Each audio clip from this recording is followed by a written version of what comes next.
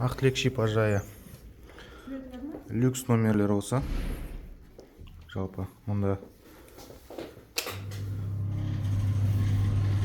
так отдельно туалет пен раковина.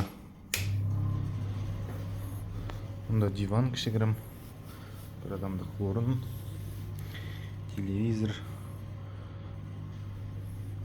А мұнда двухспалка уже. Двухспалка диван. Фен, как положено. И отдельный санузел. Ваннасымен. Екі унитаз. Сәйкесінше сумманың ішіне 4 мезгіл тамақ, ресторанный меню, жататын орын, 25 түрлі процедурасы и дополнительно халат, полотенце екеу, большой, маленький. И одан кейін туалетная бумага, мыло сияқты ұсақ түйек заттар беріледі.